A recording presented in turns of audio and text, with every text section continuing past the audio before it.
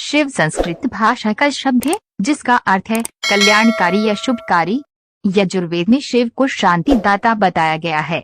शि का अर्थ है पापों का नाश करने वाला, जबकि व का अर्थ देने वाला यानी दाता। क्या है शिवलिंग? शिव की दो काया है, एक वेह जो स्थूल रूप से व्यक्त किया जाए, दूसरी वेह जो सूक्ष्म रूपी अव्यक्त लिंग के रूप में जानी जाती है। शिव की सबसे ज्यादा पूजा लिंग रूपी पत्थर के रूप में भी की जाती है। लिंग शब्द को लेकर बहुत भ्रम होता है। संस्कृत में लिंग का अर्थ है चिन्ह, इसी अर्थ में ये शिवलिंग के लिए इस्तेमाल होता है। शिवलिंग का अर्थ है शिव यानी परम पुरुष का प्रकृति के साथ समन्वित चिन्ह। शिव, शंकर, महादेव।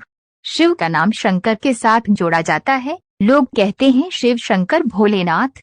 इस तरह अनजाने ही कई लोग शिव और शंकर को एक ही सत्ता के दो नाम बताते हैं। असल में दोनों की प्रतिमाएं अलग अलग आकृति की हैं। शंकर को हमेशा तपस्वी रूप में दिखाया जाता है। कई जगह तो शंकर को शिवलिंग का ध्यान करते हुए दिखाया गया है।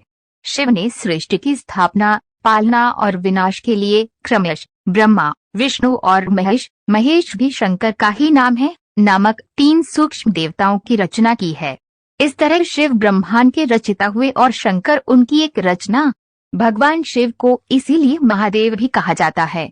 इसके अलावा शिव को 108 दूसरे नामों से भी जाना और पूजा जाता है। अर्धनारीश्वर क्यों? शिव को अर्धनारीश्वर भी कहा गया है। इसका अर्थ ये नहीं है कि शिव आधे पुरुष ही हैं या उनमें संपूर्णता नहीं।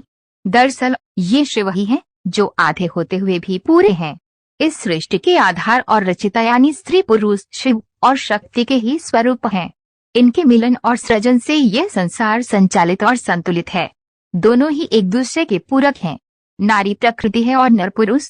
प्रकृति के बिना पुरुष बेकार है और पुरुष के बिना प्रकृति। दोनों का अन्योन्याश्रय संबंध है। अर्धनारीश्वर शिव इसी पारस्परिकता के प्रतीक है। आधुनिक समय में स्त्री पुरुष की बराबरी पर जो इतना जोर है उसे शिव के इस स्वरूप में बखूबी देखा समझा जा सकता है। यह बताता है कि शिव जब शक्ति युक्त होता है तभी समर्थ होता है। शक्ति के अभाव में शिव शिव न होकर शव रह जाता है। नीलकंठ क्यों?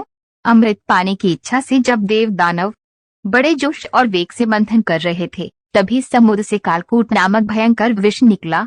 उस विष की अग्नि से 10 दिशाएं जलने लगीं। समस्त प्राणियों में हाहाकार मच गया। देवताओं और दैत्यों सहित ऋषि, मुनि, मनुष्य, गंधर्व और यक्ष आदि उस विष की गर्मी से जलने लगे। देवताओं की प्रार्थना पर भगवान शिव विषपान के लिए तैयार हो गए। उन्होंने भयंकर विष को हथेलियों में भरा और भगवान विष्णु का स्मरण कर उसे पी गए। भगवान विष्णु अपने भक्तों के संकट हर लेते हैं। उन्होंने उस विष को शिव जी के कंठ, गले में ही रोककर उसका प्रभाव खत्म कर दिया। विष के कारण भगवान शिव का कंठ नीला पड़ गया और वे संसार में नीलकंठ के नाम से प्रसिद्ध हुए। भोले बाबा शिव पुराण में एक शिकारी की कथा है। एक बार उसे जंगल में देर हो गई, तब उसने एक बेल वृक्ष पर रात बिताने का निश्चय किया। जगे रहने के लिए उसने एक तरकीब सोची। वह सारी रात एक एक पत्ता तोड़कर नीचे फेंकता रहा। कथानुसार बेल के पत्ते शिव को बहुत प्रिय हैं। बेल वृक्ष के ठीक नीचे एक शिवलिंग था। शिवलिंग पर प्रिय पत्तों का अर्पण होते देख शिव प्रसन्न हो उठे, जबकि शिकारी को अपने शुभ काम का एहसास न था।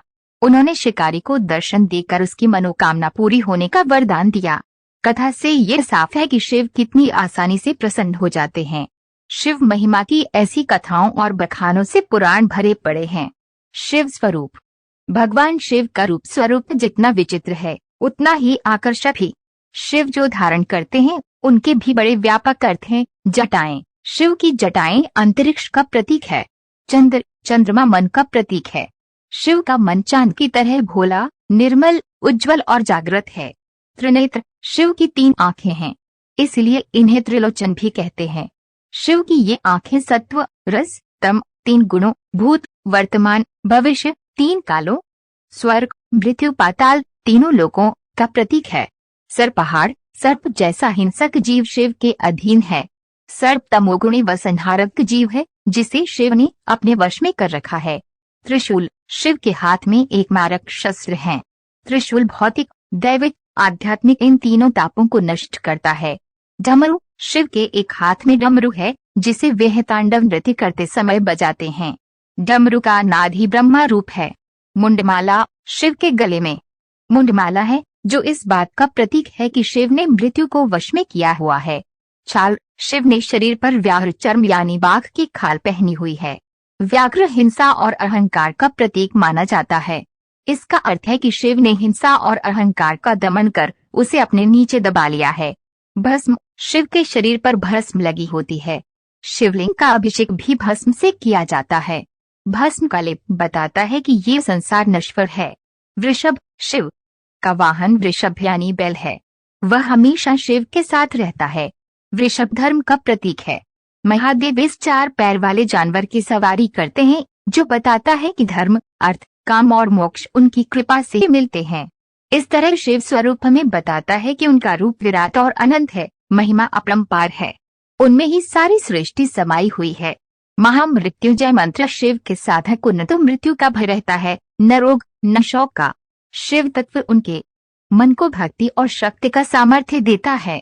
शिव तत्व का ध्यान महामृत्युंजय मंत्र के जरिए किया जाता है। इस मंत्र के जाप से भगवान शिव की कृपा मिलती है। शास्त्रों में इस मंत्र को कई कष्टों का निवारक बताया गया है।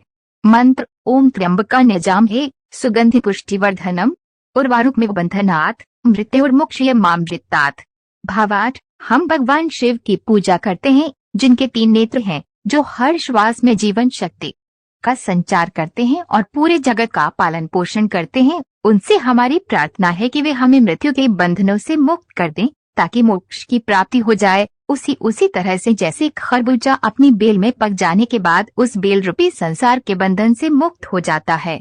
दोस्तों, आपको ये जानकारी पसंद आई हो तो वीडियो को लाइक, शेयर और चैनल को सब्सक्राइब अवश्य करें। आप सभी का दिल से बहुत बहुत धन्यवाद। राधे राधे। जय